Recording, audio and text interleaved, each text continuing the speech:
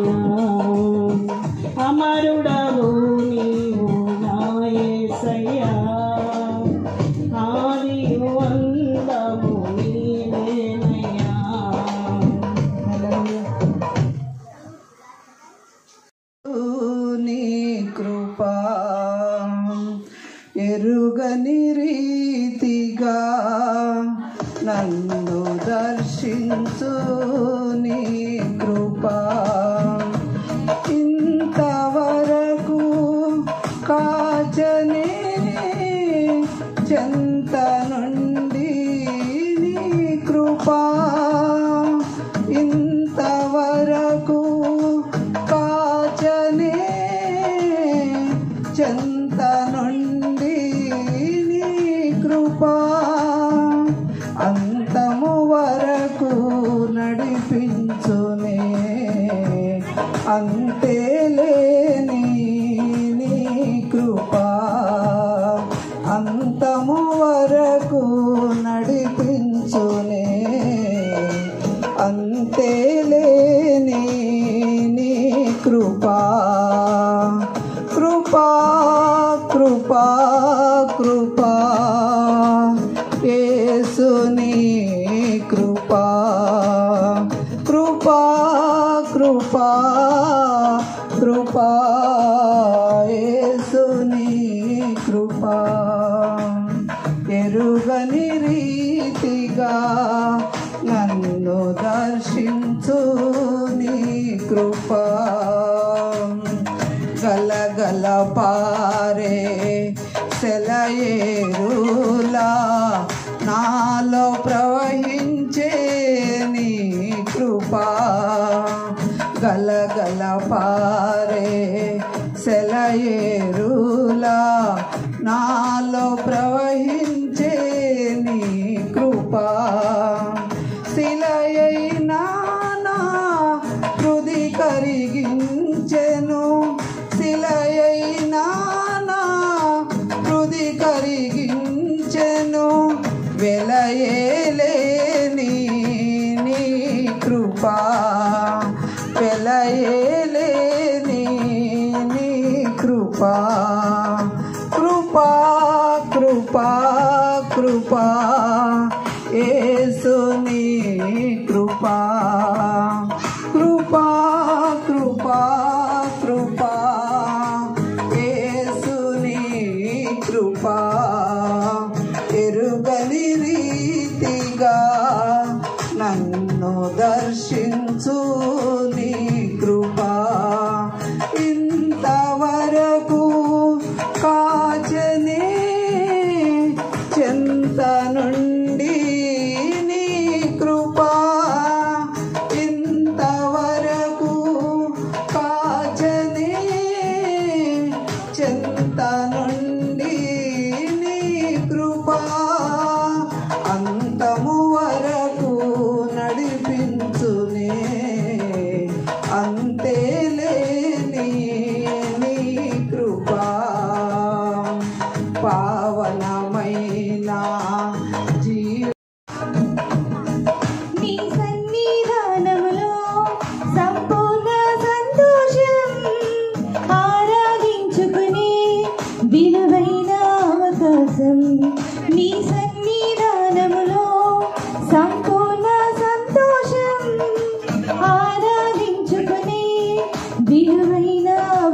కోసం కోల్పోయినవన్నీ నాకు ఇచ్చుటకును బాధల నుండి బ్రతికించుటకును కోల్పోయినవన్నీ నాకు ఇచ్చుటకును బాధల నుండి బ్రతికించుటకును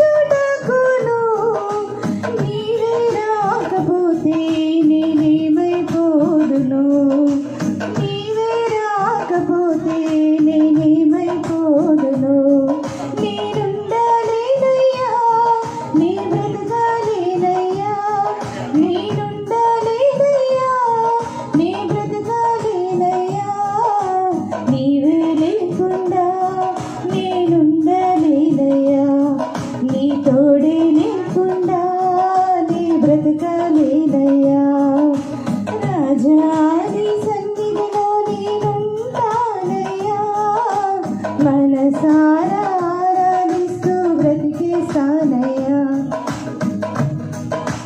ఒంటరి పోరు నన్ను విసిగించిన మనుషులెల్లరూ నన్ను తప్పు పట్టినా ఒంటరి పోరు నన్ను విసిగించిన మనుషులెల్లరూ నన్ను తప్పు పట్టినా ఒంటరి వాడే 1000 మంది అన్నావు నేను నానులే భయపడకు అన్నావు ఒంటరి వాడే 1000 మంది అన్నావు నేను నానులే భయపడకు అన్నావు నేనంటే నీకు ఇంత ప్రేమ ఏంటయ్యా నేనంటే నీకు ఇంత ప్రేమ ఏంటయ్యా నేనుండలేనయ్యా నే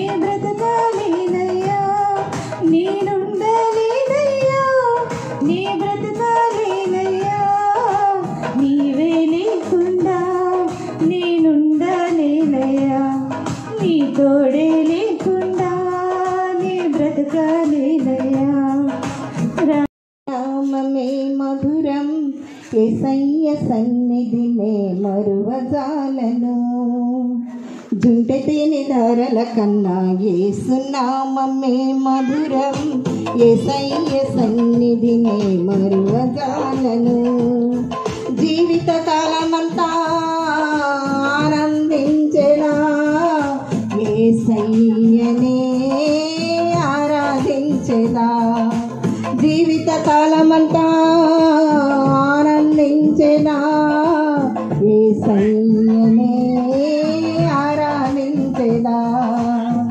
జుంటె తేనె ధారల కన్నా యేసునామమే మధురం యేసయ్య సన్నిధినే మరువజాలను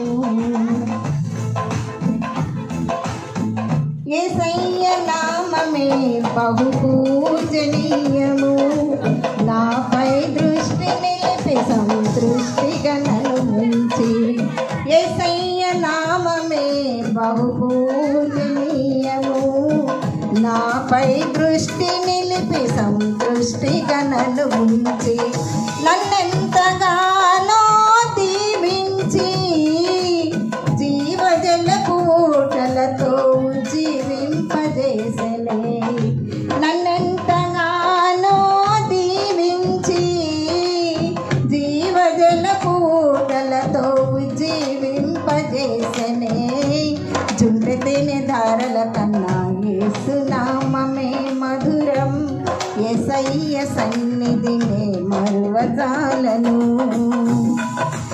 యేసయ్య నామమే బలమైన దుర్గము నా తోడై నిలిచి క్షేమముగా నన్ను దాచి యేసయ్య నామమే బలమైన దుర్గము నా తోడై నిలిచి క్షేమముగా నన్ను దాచి నన్నెంతగానో కరుణించి పవిత్ర లేఖనాలతో జీవింపజేసనే నన్నెంతగానో కరుణించి పవిత్ర లేఖనాలతో జీవింపజేసనే జుంటె తేనె ధారల కన్నా యేసు నామమే మధురం, యేసయ్య సన్నిధినే మరువజాలను. నీ కళ్ళు చూచును దేవుడి కార్యాలు, కన్నుల జారిన కన్నీళ్ళు తడిపెను దేవుని పాదాలు. ఇప్పటి నుండి నీ కళ్ళు చూచును దేవుని కార్యాలు, ఉందిలే దీవెనా ఎందుక వేదన పొందిన యాతన, దేవుడే మరచున కన్నుల జారిన కన్నీళ్ళు తడిపెను దేవుని పాదాలు. ఇప్పటి నుండి నీ కళ్ళు చూచును దేవుని కార్యాలు, ఉందిలే దీవెనా ఎందుక వేదన పొందిన యాతన, దేవుడే మరచున. పలుకాకి లోకం నిందించిన, ఏకాకి వై నీవు రోధించిన, అవమాన పర్వాలు ముగిసేనులే, ఆనంద గీతాలు పాడేనులే. నవ్వినోళ్ళంతా నీ ముందు తలలు వంచేను ఇక ముందు, నవ్వినోళ్ళంతా నీ ముందు తలలు వంచేను ఇక ముందు, ఉందిలే దీవెనా ఎందుక వేదన పొందిన యాతన, దేవుడే మరచున కన్నుల జారిన కన్నీళ్ళు తడిపెను దేవుని పాదాలు.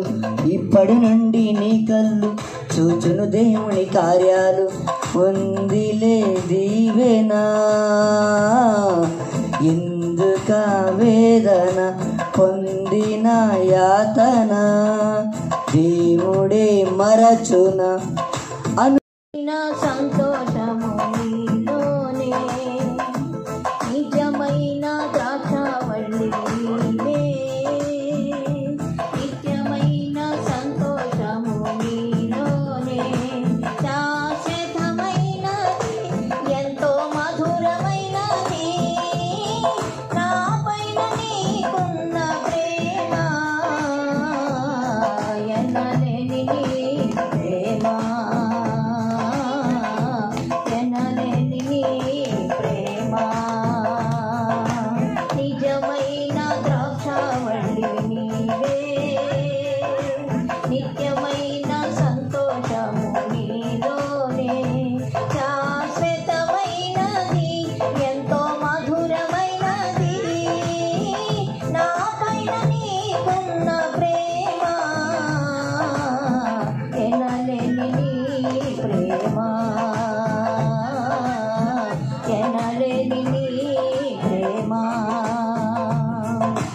అతి కాంక్షణీయుడా దివ్యమైన నీ రూపులో జీవించుచున్నాను, నీ ప్రేమకునే పత్రికగా. అతి కాంక్షణీయుడా దివ్యమైన నీ రూపులో జీవించుచున్నాను, నీ ప్రేమకునే పత్రికగా. శిథిలమై ఉండగా నేను నీదు రక్తముతో కడిగి, నీ పోలికగా మార్చినావే నా యేసయ్యా. శిథిలమై ఉండగా నేను నీదు రక్తముతో కడిగి, నీ పోలికగా మార్చినావే నా యేసయ్యా. నిజమైన ద్రాక్షావల్లి నీవే, నిత్యమైన సంతోషము నీలోనే, శాశ్వతమైనది ఎంతో మధురమైనది, నాపైన నీకున్న ప్రేమ ఎనలేని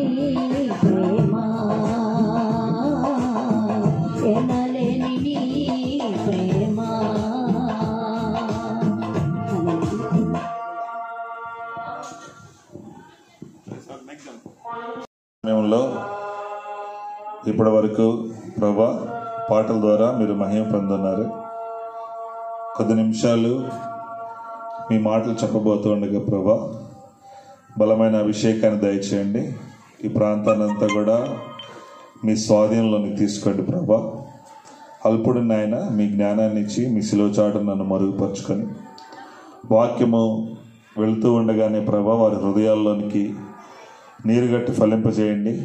మారుమనసు లేని వారికి మారుమనసు, రక్షణ లేని వారికి రక్షణ మీరు దయచేయమని నజరేయుడైన యేసుక్రీస్తు నామములో అడుగుచున్నాం తండ్రి, ఆమేన్.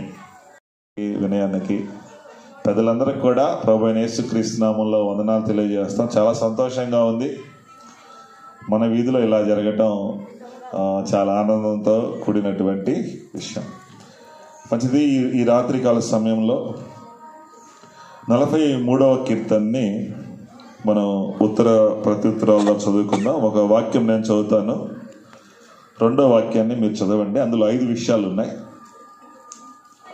మొదటిది నేను చదువుతాను, రెండోది మీరు చదవండి. దేవా నాకు న్యాయము తీర్చుము, భక్తి లేని జనముతో నా పక్షమున వ్యాజ్యమాడుము, కపటము కలిగి దౌర్జన్యము చేయు వారి చేతిలో నుండి నీవు నన్ను విడిపించుదువు.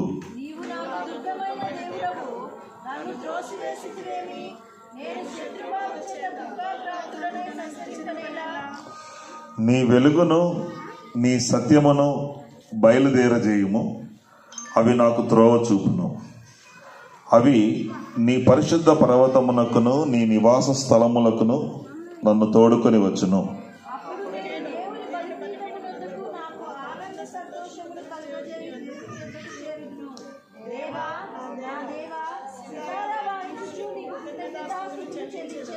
ఆఖరిది అందరం కలిసి చదువుకుందాం.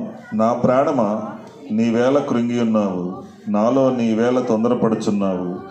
దేవుని యందు నిరీక్షణ ఉంచుము, ఆయన నా రక్షణకర్త, నా దేవుడు, ఇంకనూ నేను ఆయన్ను స్తుతించదను. దేవా ఈ మాటల ద్వారా మమ్మల్ని బలపరచండి.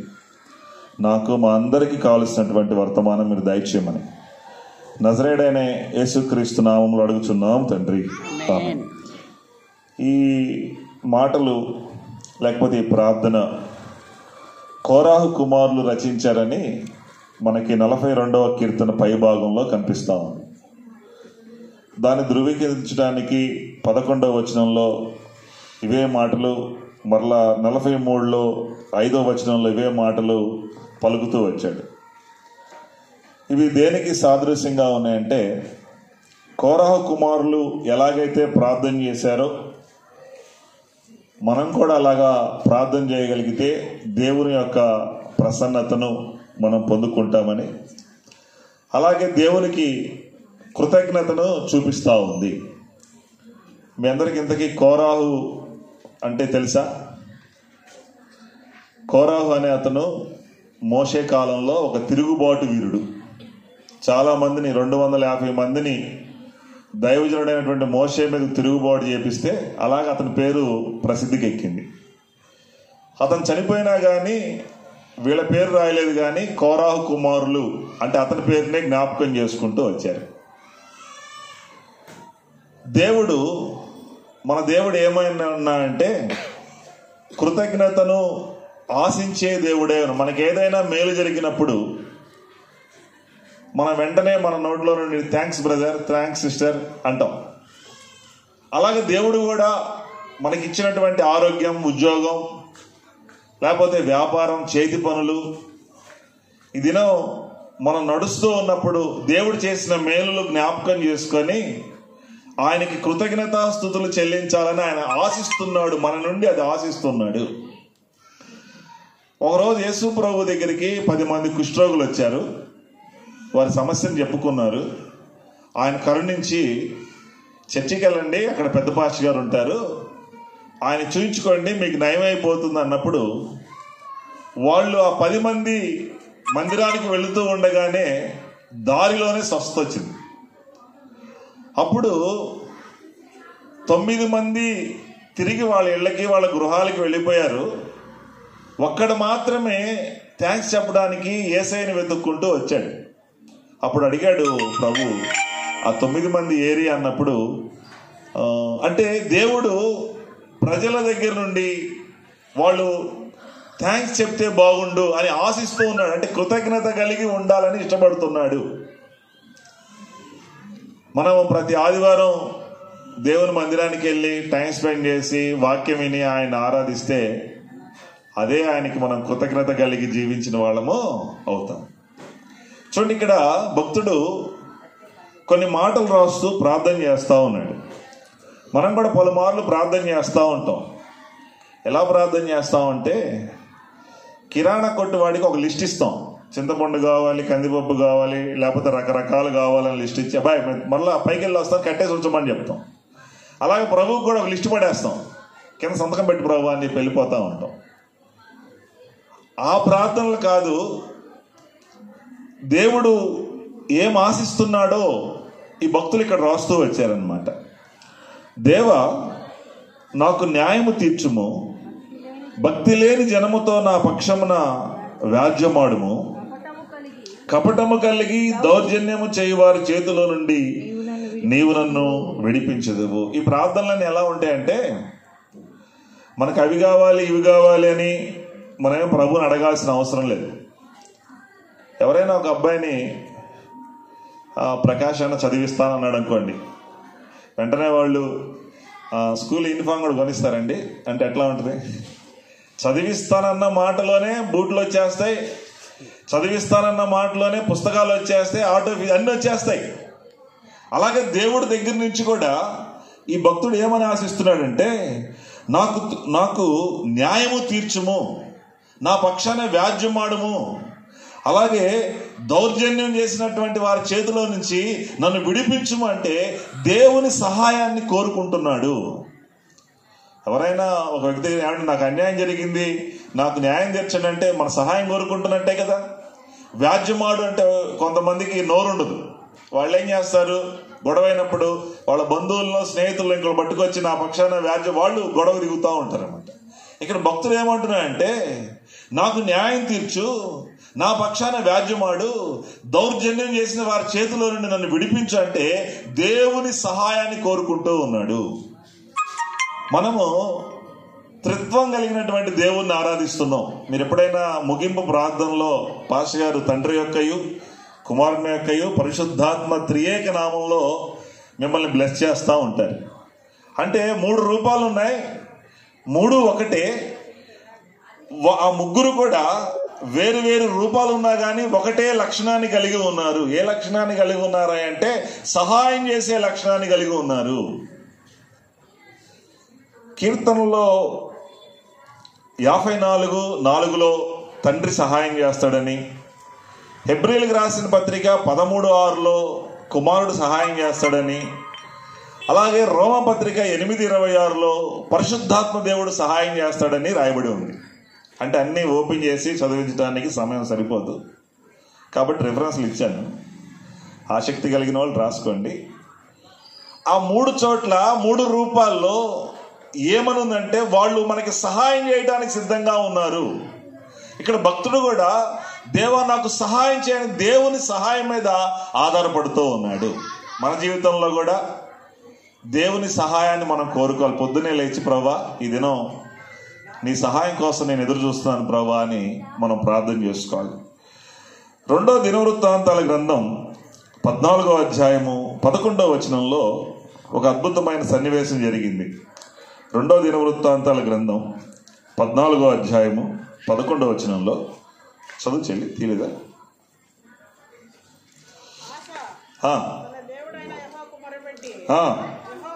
యెహోవా విస్తారమైన సైన్యము చేతిలో ఓడిపోకుండా బలము లేని వారికి సహాయం చేయుటకు నీకన్నా ఎవరునూ లేరు. మా దేవా యెహోవా మాకు సహాయం చేయుము, నిన్నే నమ్ముకొని ఉన్నాము. ఇక్కడ ఆసా అనే రాజు మనకు కనిపిస్తా ఉన్నాడు. ఈ ఆసా అనే రాజు మీదకి కూషీలు అనే వాళ్ళు దండెత్తొచ్చారు. ఎంతమంది దండెత్తొచ్చారంటే 10,000 మంది, వేల అంటే 1,00,000 మంది దండెత్తొచ్చారు. 300 రథాలు తీసుకొని వచ్చారు. ఈ ఆసా అనే రాజు దగ్గర చాలా చిన్న సైన్యం ఉంది. వెళితే ఖచ్చితంగా 100కి 100% ఓడిపోతాడు. తన దగ్గర ఉన్న ఆయుధాలు సరిపోవు. ఆ విస్తారమైన సైన్యాన్ని చూసి భయపడిపోయి ఆ యుద్ధానికి వెళ్ళి ఇలాగ ప్రార్థన చేస్తున్నాడు, ప్రభువా బలము లేని వారికి సహాయం చేయుటకు నీకన్నా ఎవరునూ లేరు, బలము లేని వారికి సహాయం చేయుటకు. చూడండి ఇక్కడ అంటాడు, విస్తారమైన సైన్యము చేతిలో ఓడిపోకుండా. ఇక్కడ ఓడిపోకుండా బలము లేకపోవటం అంటే ఏంటి? కొంతమందికి ధనబలం ఉంటుంది, కొంతమందికి అండబలం ఉంటుంది, కొంతమందికి రాజకీయ బలం ఉంటుంది. ఇలాగా మనుషులు రకరకాలైనటువంటి బలములో కలిగి ఉన్నప్పుడు ఏ బలం లేనటువంటి నీవేం చేయగలుగుతావు? అవతల వ్యక్తి చాలా స్ట్రాంగ్ ఉన్నాడు, డబ్బుతో స్ట్రాంగ్ ఉన్నాడు, రాజకీయంగా ఉన్నాడు, లేకపోతే అక్కడ వాళ్ళోళ్ళు 100 మంది ఉన్నారు. ఏమీ లేనప్పుడు చూడండి, ఆ వ్యక్తి 1,00,000 మంది సైన్యం వచ్చినప్పుడు వారి చేతిలో ఓడిపోకుండా, ఈ దినం నువ్వు కూడా ఓడిపోతున్నావా? కొన్నిసార్లు చదువులో ఓడిపోవచ్చు, వ్యాపారంలో ఓడిపోవచ్చు, కుటుంబ వ్యవస్థలో ఓడిపోవచ్చు, లేకపోతే సేవలో ఓడిపోవచ్చు. ఎందుకు ఓడిపోతున్నావు అంటే ఒకటే కారణం, నీవు దేవుని సహాయాన్ని కోరుకోలేదు. ఇక్కడ కూడా ఆసా అనే రాజు ప్రార్థన చేస్తున్నాడు, దేవునికి మొరపెడుతున్నాడు, నేను ఓడిపోకూడదు ప్రభువా, ఆ విస్తారమైన చేతిలో నేను ఓడిపోకుండా బలము లేని వారికి సహాయం చేయుటకు నీకన్నా ఎవరున్నారు ప్రభువా అని ప్రార్థన చేస్తే అద్భుతం ఏమిటో తెలుసా? విస్తారమైన సైన్యాన్ని ఈ చిన్న సైన్యం తుక్కుగా ఓడించేసింది.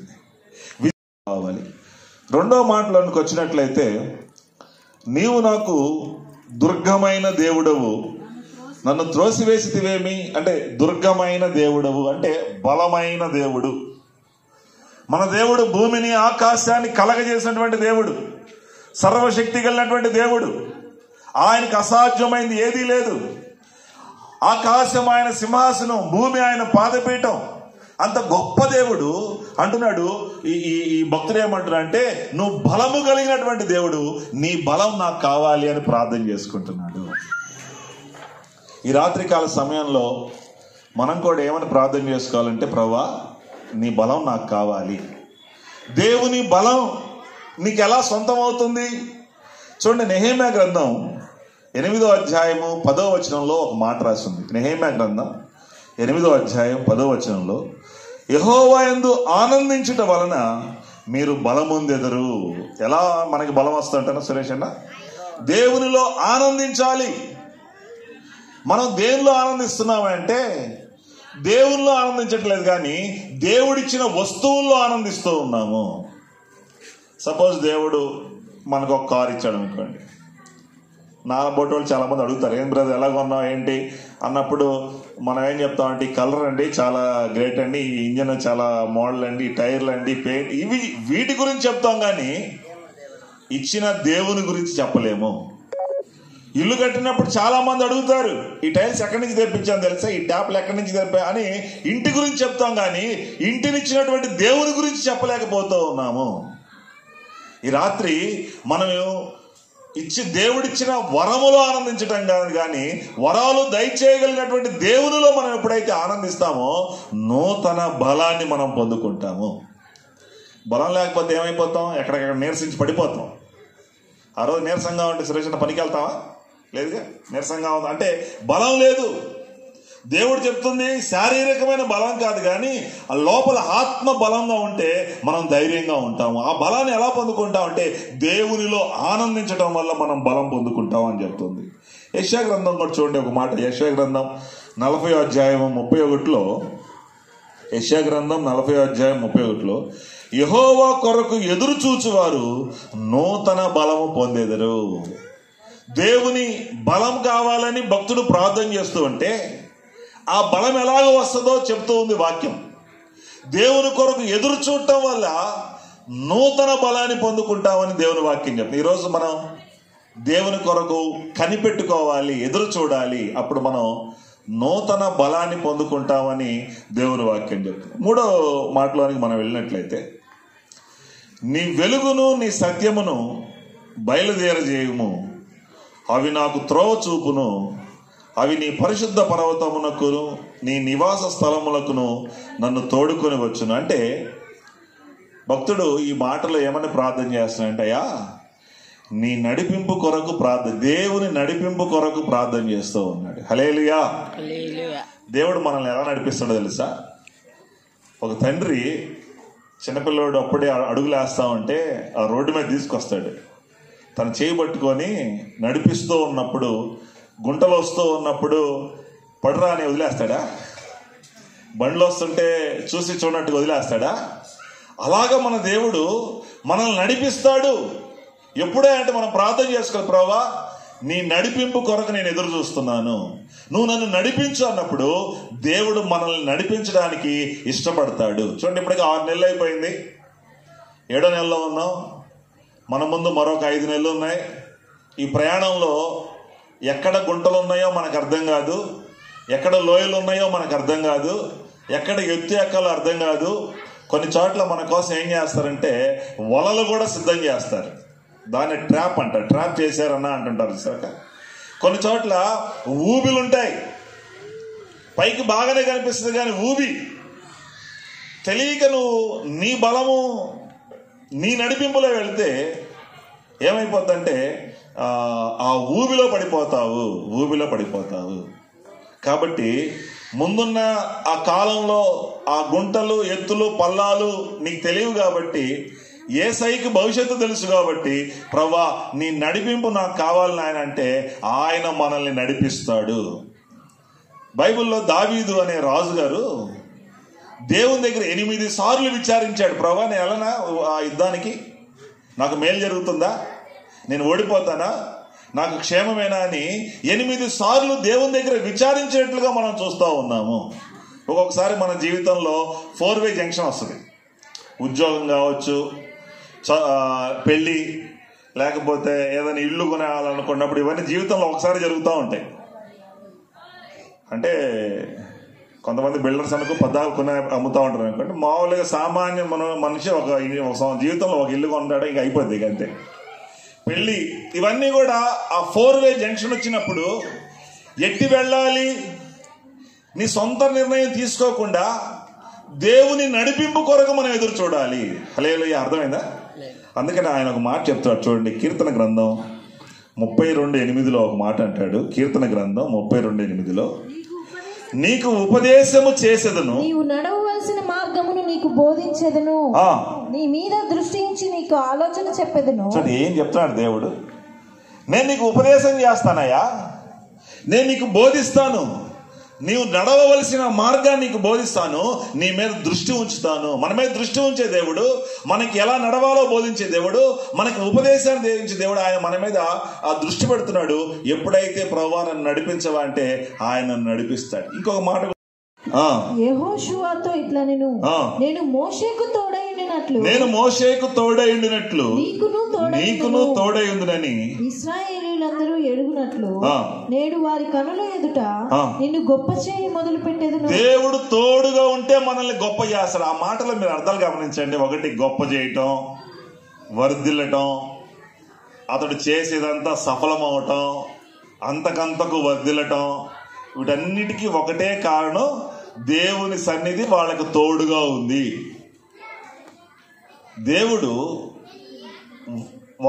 దేవుని సన్నిధిని వారు తోడుగా ఉంచుకున్నారు కాబట్టి వారు వర్ధిల్లారు, గొప్ప చేయబడ్డారు, వారు చేసేదంతా సఫలమైంది. ఇక్కడ నీ జీవితంలో కూడా నీవు కూడా దేవుని సన్నిధిని తోడుగా పెట్టుకోగలిగితే, దేవుని సన్నిధిని ఆహ్వానించగలిగితే ఆయన అప్పుడు నీవు చేసేది కూడా వర్ధిల్లుతావు, నువ్వు చేసేదంతా కూడా సఫలమవుతుంది. నీ పేరు గొప్ప చేస్తాడు, నీ పరిచర్యను గొప్ప చేస్తాడు, నీ ఉద్యోగంలో గొప్ప చేస్తాడు. కాబట్టి వర్ధిల్లాలి, చేసేదంతా సఫలం అవ్వాలి, గొప్ప చేయబడాలంటే దేవుని సన్నిధి తోడుగా ఉండాలి. అది గమనించాడు ఇతను. అందుకని అన్నాడు, నీ సన్నిధి నాకు తోడుగా ఉండాలి ప్రభువా. ఆయన హృదయం అనే తలుపు దగ్గరకు వచ్చి తడుతూ ఉన్నాడు. మురళి తాగే అలవాటు ఉంది. ఆ బ్రాంచ్ షాప్ దగ్గరికి వెళ్ళిన, ప్రభా ఇక్కడే ఉండి నేను లోపలికి వెళ్ళి వస్తాను కాస్త అని అన్నా అనుకోండి, ఆయన ఏమంటాడు, లోపలికి వస్తాడా వెళ్ళిపోతాడా? సర్లేరా రే, మళ్ళీ ఎప్పుడు ఆయన కలుద్దాంలే, నీకు మారు మనసు వచ్చినప్పుడు అని ఆయన సన్నిధి ఎప్పుడైతే మనలో నుండి బయటికి వెళ్ళిపోయిందో ఓడిపోతాము, నష్టం కలుగుతుంది, వర్ధిల్లలేము. ఆయన వర్ధిల్లాలి అంటే, మనం వర్ధిల్లాలి, గొప్ప చేయబడాలి, దీవించబడాలి, ఆశీర్వదించబడాలంటే ఆయన సన్నిధి మనతో ఉండాలి. ఆయన సన్నిధి మనతో ఉండాలంటే ఆ వాతావరణం కూడా మనం క్రియేట్ చేయాలి. ఆయన ఆహ్వానించాలి. ఆయన ఆహ్వానిస్తేనే వస్తాడు. బలవంతంగా ఎవరి హృదయంలోనికి రాడంతే. నువ్వు ఇష్టపడి ప్రభా నా హృదయంలోనికి రావా, నా ఇంట్లోనికి రావా అంటే ఆయన ప్రభుత్వాన్ని అంతా తీసుకుని వచ్చేస్తాడంతే. హల్లెలూయా. యేసయ్య ఎక్కడుంటే అక్కడే పరలోక ప్రభుత్వం అంతా ఆ ఇంట్లో ఉంటుంది. దేవుడు ఆ ఇంటికి వస్తే ఇంకేం కావాలండి కదా. మనకు అవి కావాలి, ఇవి కావాలన్నా చేసుకోవాల్సిన అవసరం కూడా లేదు. ఒక రోజు ఒక రాజుగారి అబ్బాయి తప్పిపోతే